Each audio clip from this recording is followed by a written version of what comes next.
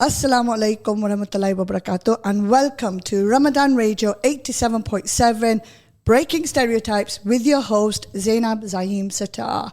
So, welcome to all our listeners and viewers. This show is interactive if you wish to telephone or WhatsApp. So, the telephone number is 0116 482 2086, and you can also WhatsApp or text on 077 48 855 and you can also email at info@ramadan.fm, and if you're feeling a bit shy and don't want to do that, then you could do it through Facebook on Ramadan Radio FM. So before I introduce the guest for today's show, who I'm really looking forward to speaking with, I just wanted to give a massive shout out to Riders of Sham and Zain Moti. It's a cyclist that I bumped into yesterday outside Mr. Burger in Leicester, so if you're familiar with Mr. Burger.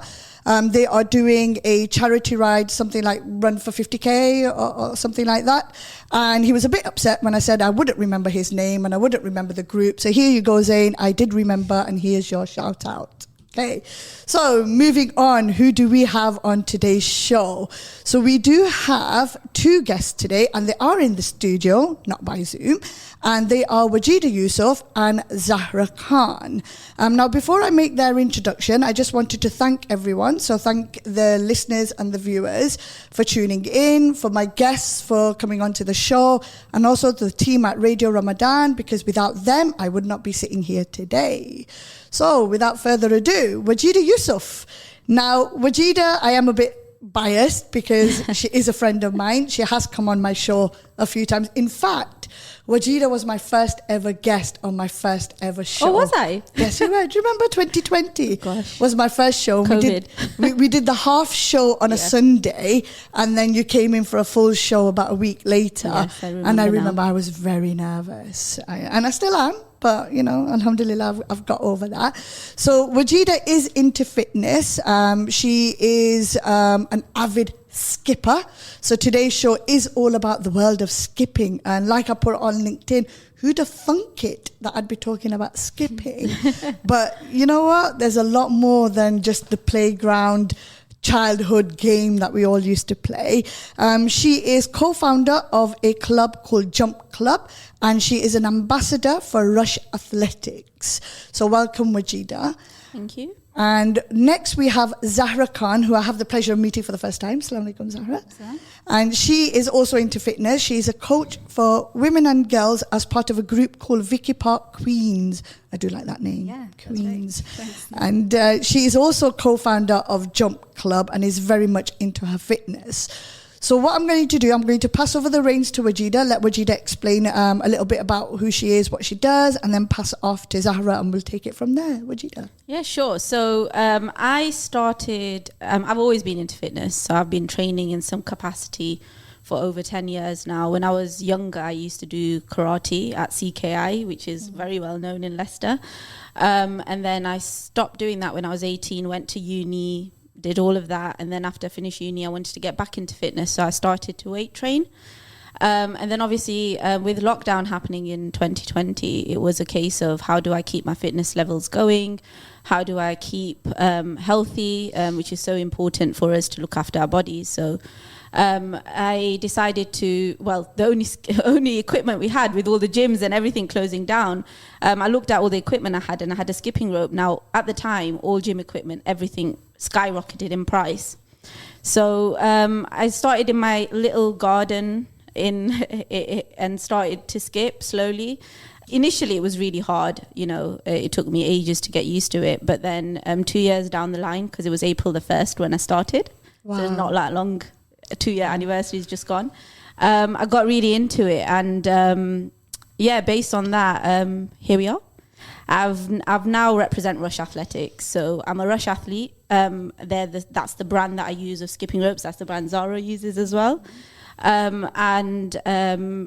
It's just nice to be part of the community. I've got a discount code, but we'll give that at the end. Okay, brilliant. So there are a few questions based on what you've just said, so we'll come on to that after we speak to Zara. Hi. Hi. I'm 26 years old. I like to always say how old I am because I look a lot younger than what people think. I'm like that.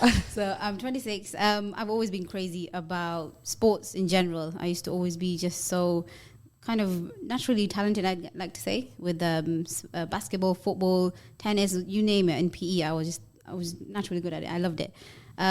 So I grew up playing a lot of sports, and I just kind of took that pause as I got into my adulthood, going into jobs. I started wearing a hijab as well, and I remember feeling slightly not sure as to how I could still play sports and continue my sports and fitness, because I was wearing hijab and I didn't know, the fitness clothing, and I didn't know where to go and what to do. So I took a break, and just like Regina in lockdown, I started up again and started skipping. And it actually came before that. I was going for runs just to kind of free my mind and get out of my head, get out of your own headspace. So yes, from the running, it went into the skipping, and from there, I actually found Regina online, and I used to see her videos. And actually, that's how we met. We contacted through social media. And then I've just not really looked back ever since then.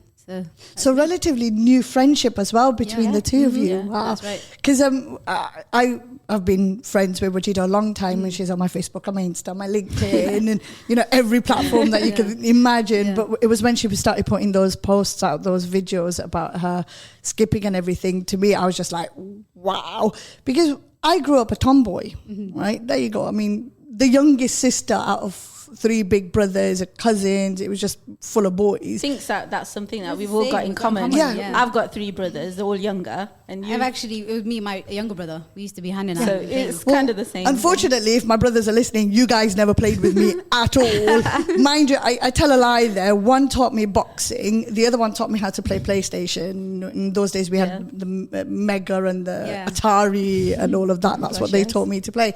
But I grew up proper tomboy, so I used to play cricket, rounders, netball. I used to cycle, so I remember I had an 18-gear bicycle that cost me 20 quid because I bought it from you sought that for the petrol version now, haven't you? That's it. I've got a motorbike now. But I remember my mum and dad used to absolutely hate it. My uncle, aunties, they were all like, oh, you're a boy, stop it, you can't do this. And I remember being a bit of a rebel and saying, well, there's nothing else we can play, 7 stones and things like that. But then as I grew up, I got married very young. So I got married when I was 17. I came out of all of that. And one thing, is it a regret? One thing I do wish I had kept up was fitness, kept up my sports, because even though I'm short, 4'11", I used to be goal shooter for netball because I could jump. That's it. We could jump. So even though we weren't tall, I could jump, and I used to absolutely love it. And fortunately, I can't do fitness anymore. Pay me £1,000 and I'm still not going to run anymore. So, it's one of those things. So, first of all, hats off. It's not easy to train and look after yourself mentally, physically, especially with us women. There's certain expectations, shall we say. We have to live it a certain way, talk in a certain way, walk in a certain way. But then you both have done it during lockdown as well, which was a very difficult period for all of us. I can't see any single person who would say COVID wasn't difficult for them. So, kudos to you on that one. Before we go into the jump club and the Vicky Park Queens and what it is and that, Regina, how did you learn the actual skipping rope moves? Because some of the footwork that I've seen you do, it is mind-blowing. And I'm just wondering how. I mean, I've been always quite fortunate, alhamdulillah, to have some coordination. I think martial arts really helped with that because that's very coordinated. It's a discipline. So doing that when I was very young, I was quite coordinated anyway. But being able to sort of bring the skipping rope into it, I guess it was all self-taught. I just used to watch videos. I used to watch Rushy from Rush Athletics, who I now represent, watched him on YouTube. Never ever thought that I would be now representing the brand as a Rush athlete. And yeah, I just started to have a look online. At the time there was she's famous now, isn't she? Lauren Jumps. Yeah. She was skipping as well, but she's actually now made a career out of it, and she started about the same time as I did, actually, at the time. And it really took off. Skipping, what they call jump rope in America, it really took off in during lockdown because it was a sport with minimal equipment and you could do it anywhere. No minimal expenses as well, because a lot of people in COVID, they have the means to support themselves. Precisely. And that was the main reason why I took it on, because I could do it in the park. I could just take the skipping rope down to the park and skip away. And through just getting used to it, I learned the basic bounce, I learned the boxer step, I learned double unders. I've started to do different variations of double unders. I just unlocked a move this weekend, which is the double under crossover. Those words mean nothing to me. Those terminologies mean nothing. Well, they didn't to me 2 years ago until I did it. And then I was like, oh my God, this is a southpaw. This is a crossover. This is toe heel footwork, shuffle, the different kind of... Basically what you're saying is the skipping I grew up with is not the skipping that actually exists. There's so much more. Wow, so it's not just England, Ireland, Scotland, Wales anymore. There's a lot involved. So Zahra, what about you in terms of learning the skipping and that? Is it similar for you as well? Kind of, yeah. I mean, I don't even remember. I think I stumbled across this brand called Rush Athletics online, and alongside them, Rushy, the guy who makes all the tutorials and sells these skipping ropes, I actually saw Wajida doing a lot of it online and social media as well, and that instilled let me try that. And when I see her doing her combos, I'm like, let me go back to the tutorial and see if I can find that tutorial. Just these kinds of moments in my head, let me go and find what she's doing, or also things that I found interesting with the specific, there's a release of the rope and tricks that I found more fascinating. I'd look them up and just practice. So that comes down to the power of social media. I mean, everyone, social media is one of those controversial topics, isn't it? Especially with parents and young children, in terms of what we can and can't do, what we should and should not be following. But there is a good side to the social media, as long as it's a tool, isn't it? It's like a knife. You can use it to do bad, or you can use it to cut bread. Yeah. It's the same thing, like media, whether it's radio, TV, whatever it is, it's a tool. So it's a tool to get information and communication out to people. Absolutely. And if you use it right, you could go very far. Exactly. And I mean, a lot of people have actually made different careers out of coming out of lockdown. Like you said, this person, Lauren, she's probably made a fantastic career out of it, and probably left her other career. And I know quite a few other people who have done that as well. So you've got your good and you've got your bad. So that actually brings me very neatly onto one of my favorite questions, actually, and we've briefly touched upon this one, is do you feel that your passion and fitness, whether it's skipping or coaching or anything like that, is it clashing with that of your faith, and why?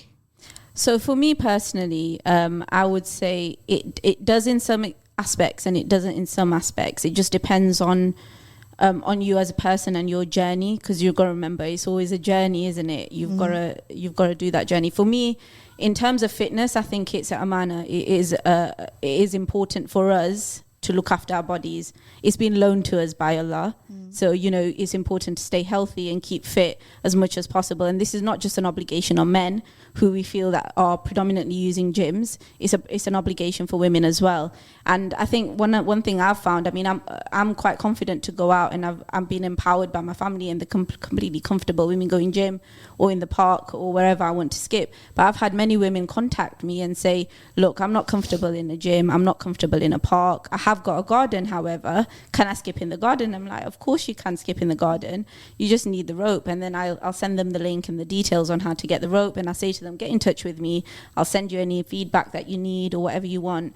And they've been able to carry on with their fitness. And actually, if you've got a house with a high ceiling and a sufficient room, you can skip in the house as well. So there's these options available for women. And I think that's what really made me think that I should really share my journey. Because for a very long time, I kept my fitness side of my journey. I was always present on social media in some capacity, but I kept my fitness side of the journey really completely off social media. Partly because of my self-esteem and confidence, but also for the real reason of I didn't want to invite some stigmas that can come around it. But then I realized that actually it's really important for me to share it. And the more I shared it, the more Muslim women that were in touch, not just from the UK, from different parts of the world. We're talking Kuwait, Indonesia, Philippines, Malaysia. So it's really international, the group of people that I talk to, and I'm able to inspire and be inspired from as well. Absolutely. It's one of those things though, isn't it? I mean, Islam actually tells us we should be mentally and physically and emotionally well, and you can't just get that from praying all the time. Islam even says we have to do other things in order to be able to free our minds. When I had Suhaina, the cyclist, last week, she was saying that when she wants to kind of free herself, and I put that in, speech marks. There's only so much you can pray, but then she gets on her bicycle and off she goes. And I relate with that. For me, it's my motorbike. And when I can't ride my motorbike because it's raining or hailstorming, I do get down and out because you want to be on the bike, and unfortunately I can't say I want to feel the wind in my hair because there is no wind in my hair when it comes to the motorbike because I've got the helmet. So it's a bit difficult there. Zahra, how about you? How do you feel with that?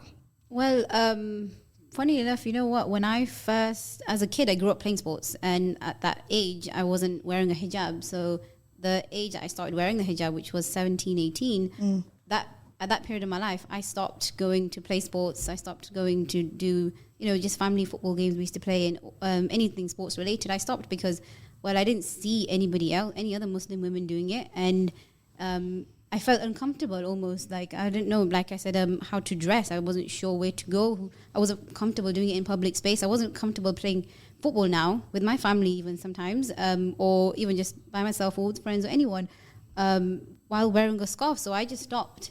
And I think that is it's a bit sad because we don't actually get taught that even with our families, how, as parents, children, aunties, grandmas, anyone, they talk to you about the prayer aspect, and they talk to you about, of course, the remembrance of Allah, which is important. A big aspect of the religion, what Allah is also telling us to do and teaching us is to look after this body. There is a lack of sort of encouragement when it comes to health and fitness for women, especially in the Muslim community. And definitely. I think we need to encourage and empower women. Definitely. And inshallah, I think with Vicky Park Queens and with the jump club that we've got running, the idea is that we create some safe spaces with each other to be able to meet each other and in groups exercise so you feel comfortable around each other. And I think that's what's important because that's what we needed, right? That's what we want. That's why we came together. Exactly. We were looking for that.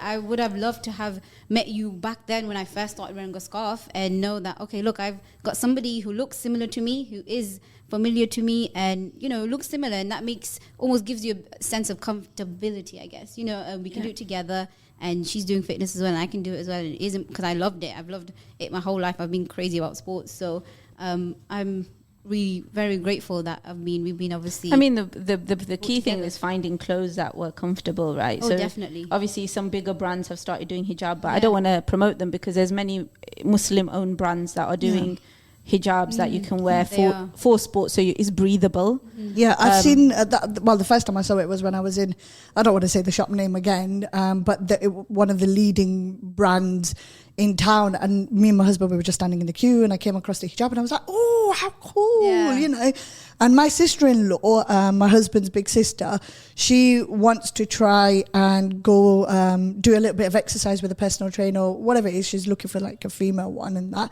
And she was uncomfortable because she wears a scarf, she wears a hijab, and when she wore a normal one and we went for box fit together, she didn't find any, and I didn't realize at the time they existed. Yeah. So it comes down to awareness as well. I don't believe there's enough awareness in terms of the clothing that's there. Definitely. But I just wanted to quickly touch upon something that you said, Zahra, about how you two can, skip together. You've got that company. What I just wanted to touch upon that there will be some females or even men as well. It's not just necessarily women, but there will be some individuals out there who might not actually have the confidence or B, anybody that they can go out with. So if there's like a fitness that they're looking for, skipping is probably one of those fitnesses which they can actually do by themselves.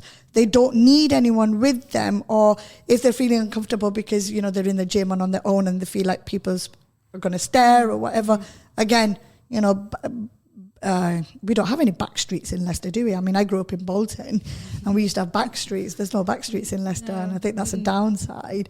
But, in your garden, in the side street or somewhere along those lines, or in a corner in a park. So you don't have to have someone. If you do, it's a blessing. Yeah. Would it be fair to say that if there are any females out there, I'm not sure about men, but if there's any females out there who are a bit conscious and, lack confidence or generally just want to reach out to you, they can reach out and you'll be more than happy to join in with them always, and skip with them. Okay. Yeah, so that's what Jump Club is all about. That's it. So literally we meet on Saturdays. So let's hold your thoughts on the Jump Club bit, because we are going to come on to that. I actually want to touch on something before that, because we've been talking about the clashing with the religion and things like that. There's, I think, 2 more questions I want to ask on that bit before we move on to the Jump Club element.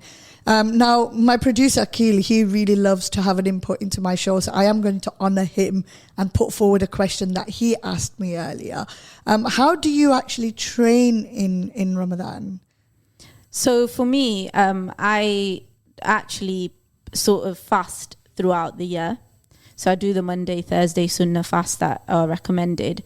And that's really helped me in continuing my fitness, because my body is already getting used to having some days where I'm fasting and training. So that definitely helps, because you're training your body to do that. Secondly, you have to listen to your body. So there are some days where you're going to be fatigued. If you're going to be fatigued on those days, don't put pressure on yourself to go out, or train closer to sort of straight after suhoor when you've fueled yourself, or closer to iftar or after iftar if you can. I know it's difficult at the moment, but if you've got a garden, for example, you could just go out in the garden after iftar, couldn't you? You don't have to leave the house once you've prayed, or whenever you think is a convenient time. And in skipping, you only need to skip 5 to 10 minutes to burn a decent amount of calories.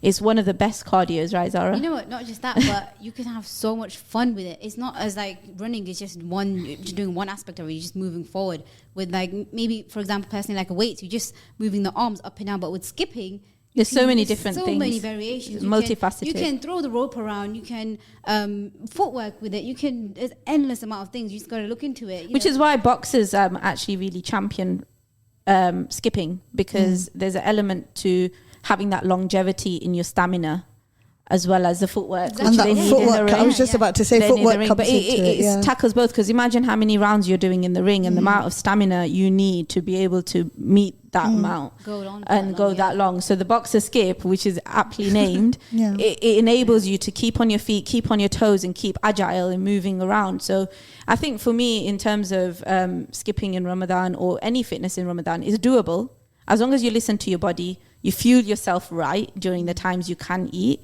and you can prepare yourself before Ramadan as well. And don't overdo it as well. Exactly. And this is where what you said, listen to your body, comes into play. Okay, so in terms of that, then, thank you very much for that. In terms of challenges, and when I say challenges, I'm going to be very careful as to what I say here, because sometimes I speak without thinking, and those who are close to me knows that. In terms of society, culture, and religion, there are what I call 3 different aspects. You've got what Islam says, you've got what society expects, and then you've what culture expects, and then what society dictates, right? How has the welcome into your skipping been in terms of the community? Have you had anyone say anything about your skipping, that you can't do it, Islam says no, it's too controversial, anything like that? No, personally, no. I've been quite fortunate. Nobody said anything. Family, friends, social media accounts that follow. I've had a positive impact. I mean, response from it, especially with aunties and people, and just even strangers, even on the Jump Club social media app page, are messaging to say, I really want to do it. I'm really keen. So I know that's not really answering the question. No, it is, absolutely. I don't know, Wajida's probably had a different experience to me. I'm still new to the community as well. Yeah. For skipping, so. I mean, this is what it's all about. It's about the different perspective, because as I was saying to you before the start of the show, that the whole purpose of my show is talking about breaking those stereotypes. And that in itself is a stereotype, isn't it? That the community is going to shun us, or they're not going to be as welcoming. And that in itself is a stereotype, but also relatability. I class myself as an ordinary person. We are ordinary people from our ordinary houses, in our ordinary streets, in our ordinary town. For us, it's existential. I love that word. But we exist in a, first of all, hostile environment now, right? It's a lot worse for us and our children, and I really hope it's not going to be that bad for them. But when I was growing up, we were innocent. There wasn't all of this hostility, or if there was, we were very well shielded from it, by our parents and family and friends. But I'll ask that question to you as well, Wajida, because I know what I got when I started out my motorbiking, and Wajida knows this as well, because we've had lengthy discussions about how I've had to actually hide it from my family. And I don't encourage people hiding things from families, but when you grow up in the family that I grew up in, I mean, they love it now. Oh my God, they absolutely love it now. But at the start, for them, it was A, women don't do this, and B, you're a mother, you've got children, what's going to happen, and things like that. I think there's an element of someone's got to be the trailblazers, the first, and someone will have to take that pressure on. I think there's this massive stigma around social media, firstly, because that's how people know who we are. Otherwise, I could happily carry on doing it in the park or wherever hidden. Nobody would actually know that I'm doing it. And to be honest, there might be a few people that make comments. Keyboard warriors. Around the park, or around the park, and they might make comments, but I'm never going to hear about them. I guess the difference is when you're on social media, you're now open to having that public criticism, but that doesn't mean that it's welcome and it's necessary in reality. Now, from my perspective, alhamdulillah, I've got a very supportive family, and they've never stopped me from doing sports. In fact, I did karate when I was very young, therefore it was always encouraged, actually. But I have had some comments where people might not be in complete agreement with what I'm wearing, or comments around why I'm putting myself out there in terms of social media and sharing my fitness. But in reality, I think people, and mainly from men, I have to admit, it has mainly been men.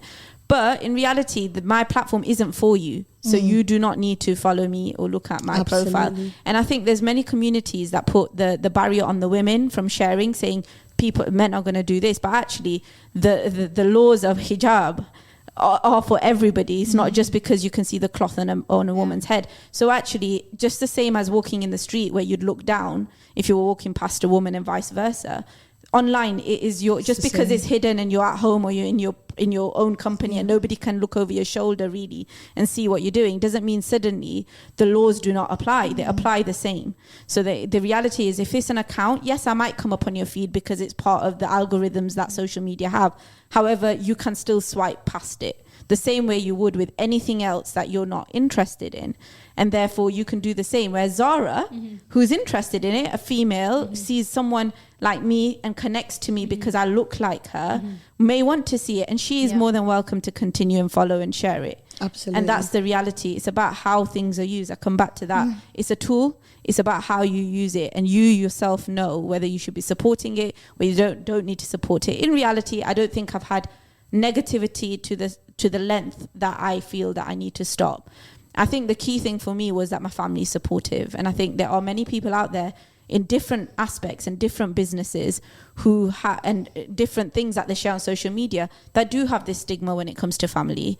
They have stopped them from doing what they love because they're sharing it, and the business is very much social media led. Let's be honest, there's so many businesses that have been born out of Instagram or something going viral.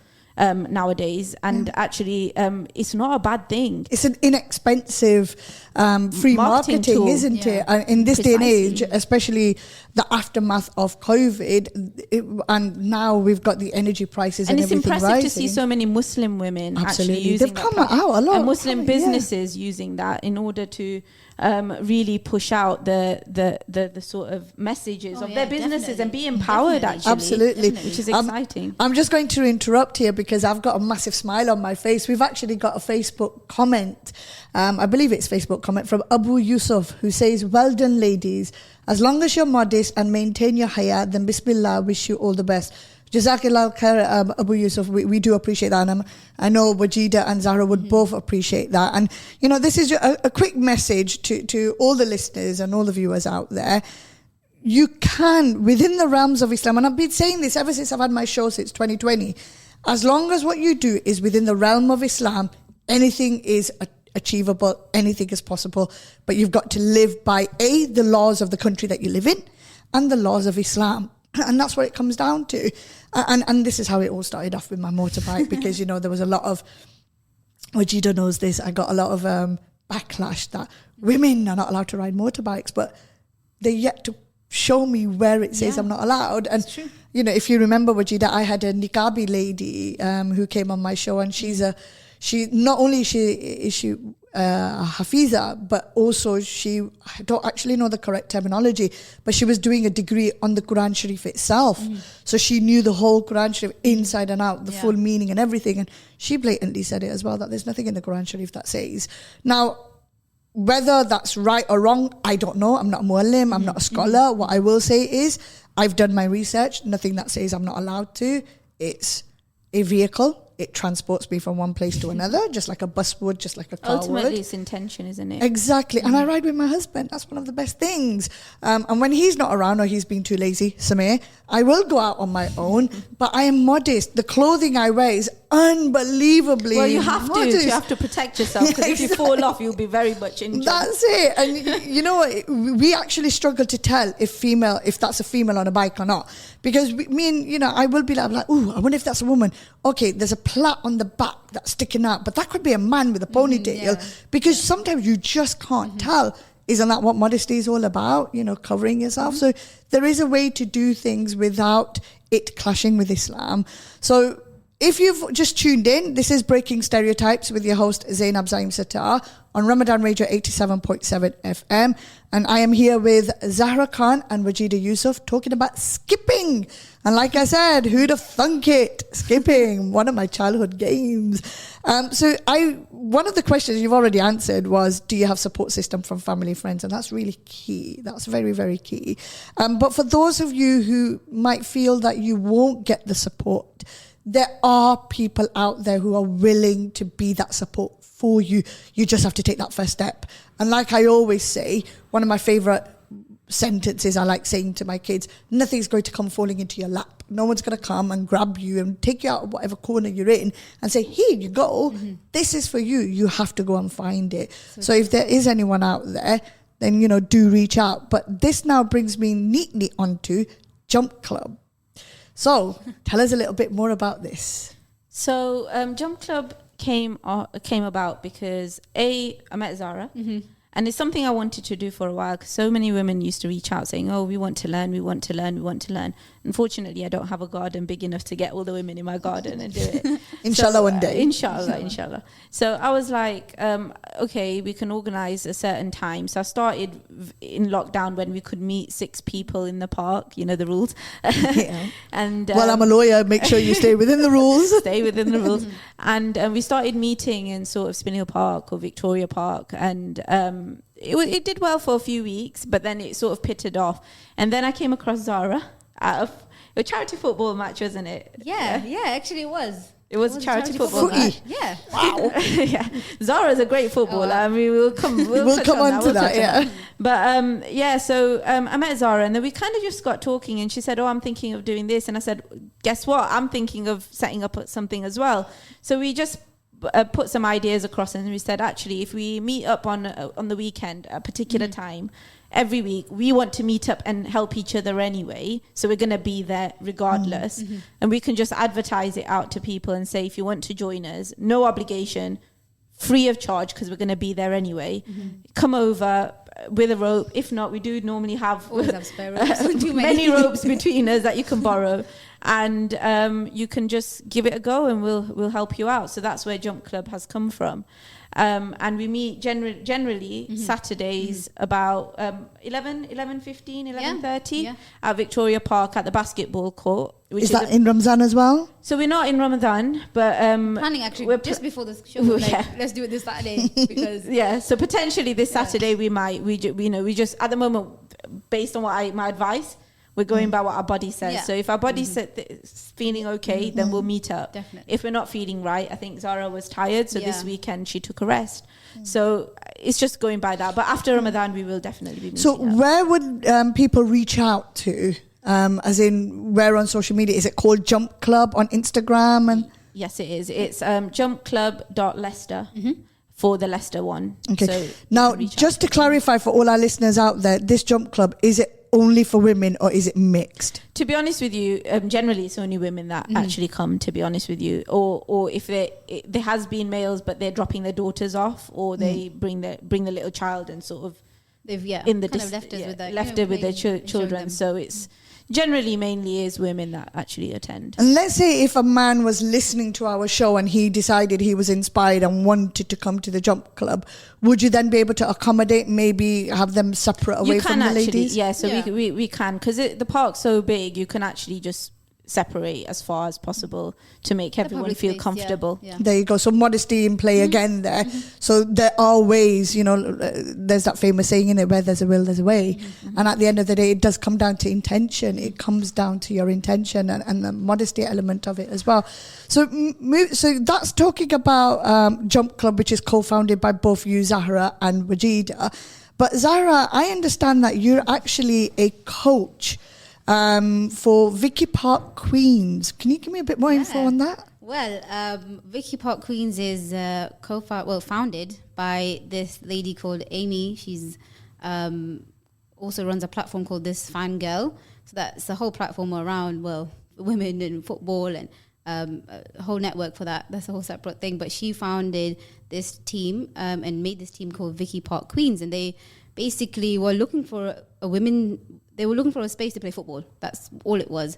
And they played with a few other teams and girls around Leicester, and they found that they didn't have the basic fundamentals of just the skills and knowledge of the football game. So they created this space, and it was created at Vicky Park.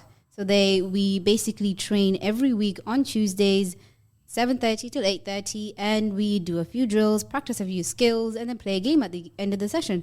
And that's literally it.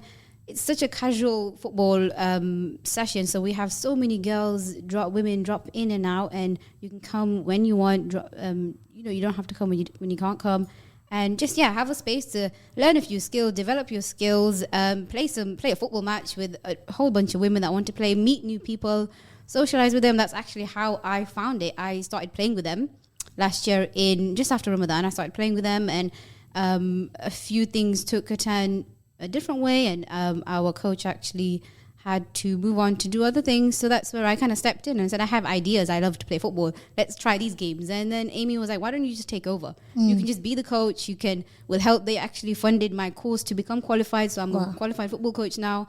I coach not just women's, but I do free girls classes as well at St. Matthew's. So if you know that St. Matthew's area in Leicester, definitely come along, bring your little girls along. It's a free football class. The girls get to play, come with their friends, play some football, have some skills, and there's a space for them as well. We've created a space with the St. Matthew's big local charity, actually. Is there an age limit on that group? Yeah, so it's from 8 till 12, 13. So that between that age range for the girls. And with the women's VPQ, it's called Vicky Park Queens is 18 plus. Okay. And it's just of any color, you don't have to be a specific religion. It's just any women are welcome to come. Now, me being the Asian Guji in me, what's the cost?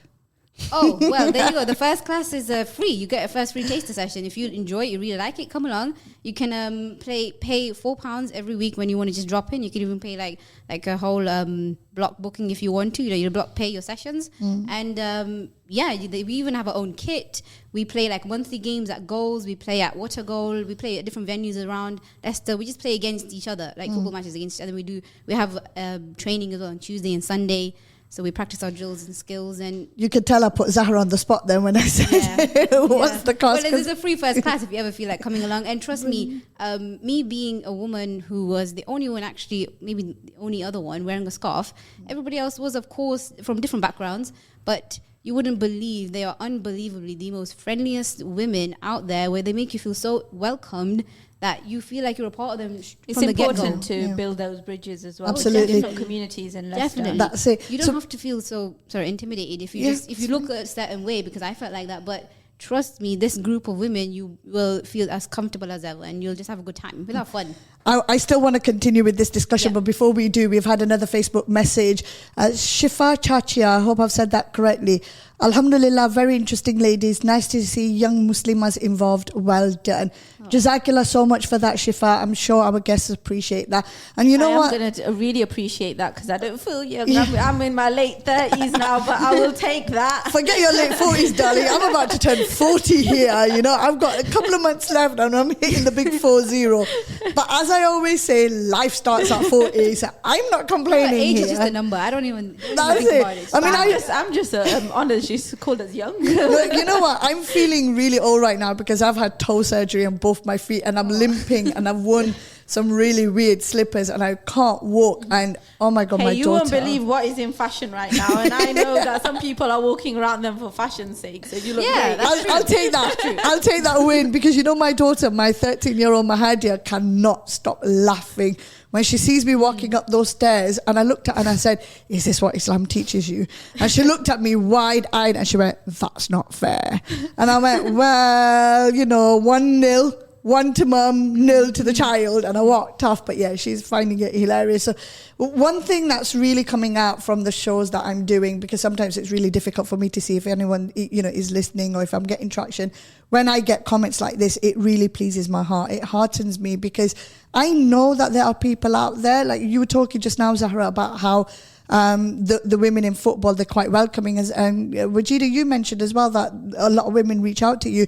And I was telling the cyclist that was on last week, Suhaina Banu, that my motorbiking experience has been a really weird one. Mm-hmm. The motorbiking community itself has been absolutely amazing.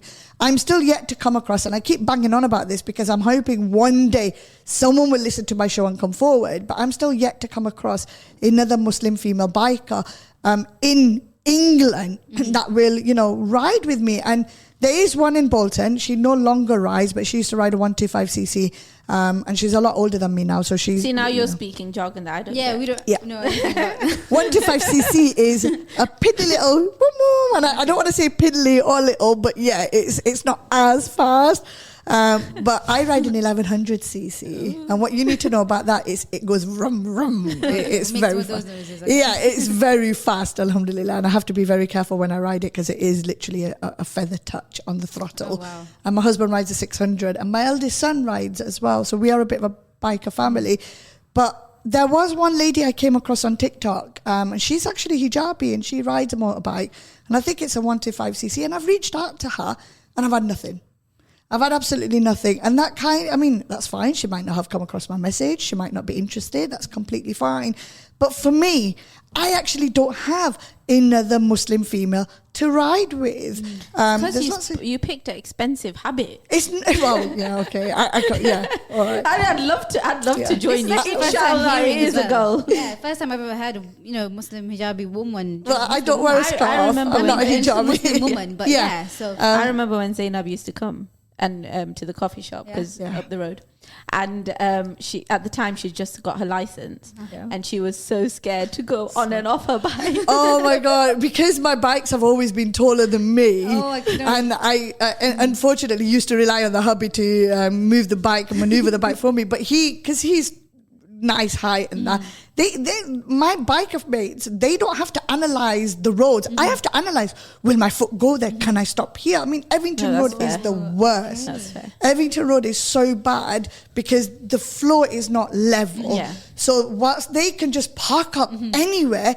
I've got to be constantly looking on the floor. I don't think my foot would go there. Oh my God, this is a hill. I can't go. No. Oh, there I go. Oh, no. And that's what used to happen to me. And I used to fall. I used to drop my bike. I used to crash my bikes.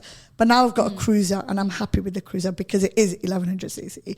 Because I had a 500 cruiser, which was nice. It was like medium kind of speed, very nippy little bike. But I was still never happy because it just wasn't vroom, vroom, it just wasn't fast. But now I've got the 1100, I'm fine with it. But Wajida has seen me from the very beginning, and she's kind of seen me grow from that nervousness to fully confident motorbiker. But I actually don't have anyone.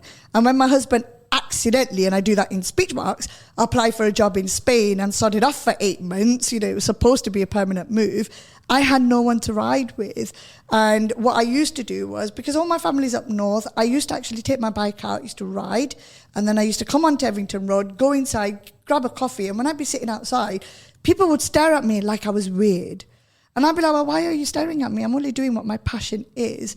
But it's quite off-putting. So it's really nice to see that here I have two lovely ladies, as our listeners have said, who have actually created something or is part of something that can be quite big or it can be quite small, depending upon which path it takes. But no one's alone, basically. You know, you can do it. It's a very inexpensive sport, but it's good for fitness, emotionally, mentally, physically. So very quickly, we've got about 40 seconds left, and I've kind of waffled on a little bit.